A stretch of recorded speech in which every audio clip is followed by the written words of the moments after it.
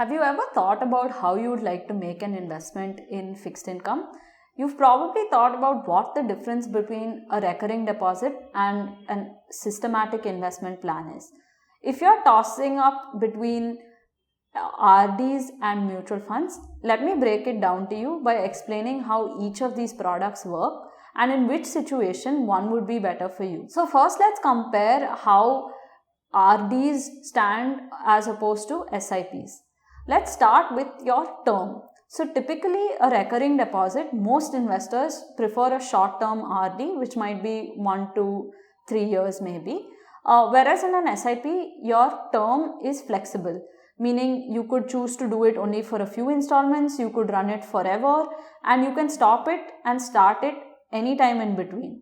So SIPs are more flexible in terms of allowing you to design your indicated horizon, whereas RDs usually come with a fixed predetermined number of installments as defined by your bank. Now, even coming to the frequency of these deposits, in a recurring deposit, it's typically going to be a monthly frequency, which is decided by whatever institution is offering you the recurring deposit. With a debt mutual fund, you can structure your SIP to be a daily SIP, it can be a monthly SIP, a weekly SIP. Based on your comfort, you can design how frequent your investment is going to be. Now let's look at the next parameter, which is liquidity. Although RDs can be broken at any point, to do this, you might have to pay a premature exit penalty. If you're working with an SIP, there are certain debt mutual funds where there is an exit load, which means you would have to pay a particular fee to exit it before a period of say 1 year or whatever is specified for that particular fund. But most debt mutual funds do not have an exit load, which means that you can exit at any point without paying any penalty. Next, let's look at taxation. So your recurring deposit earns interest income, and this interest income is taxed based on your slab rate.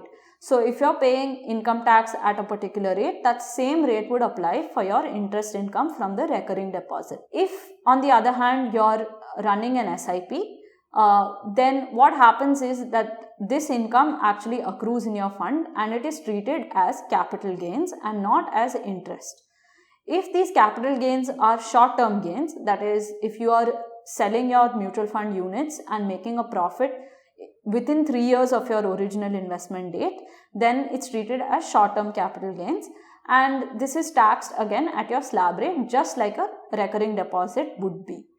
However, if you choose to stay invested for more than 3 years, then you get an interesting tax benefit. This is known as indexation. So whatever profits you've made, you will adjust that for inflation through this indexation benefit, and you pay 20% tax on the inflation adjusted profits. So from a tax efficiency perspective, it makes more sense if you're going to do a long-term investment to be on a SIP rather than an RD.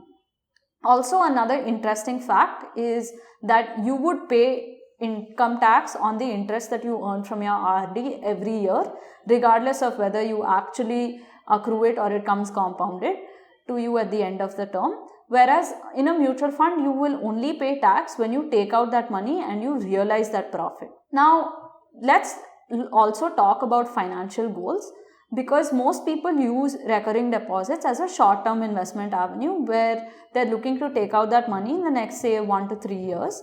Whereas people can look at mutual funds as an option where they're going to be staying invested for much longer, right? So your mutual fund investment can run for both your short-term goals, your medium-term goals, and your long-term goals like retirement. Whereas typically you would not want to have your long-term goals in an RD for the tax efficiency reasons primarily. So now let's get into which option would work better for you in specific scenarios. If you know in advance what your investment horizon is going to be and it's very short, let's say below 1 or 2 years, then probably an RD makes more sense because you're going to have a guaranteed or a fixed return Whereas in a mutual fund, there could be some volatility or unpredictability in that return simply because it's a portfolio of bonds that are going to be marked to market. So the value could change from time to time. If you have a more flexible investment horizon and you're not particular on a fixed rate of return, then choosing a debt SIP would work really well for you because it's more tax efficient, it's liquid, and you would also get the benefits of a mark-to-market movements in the long run. So I hope this clarifies your doubts on what works better in terms of systematic investment plans or recurring deposits. If you have more questions about how to structure your monthly investments into fixed income, do get in touch with us. We'd be happy to help you do the same.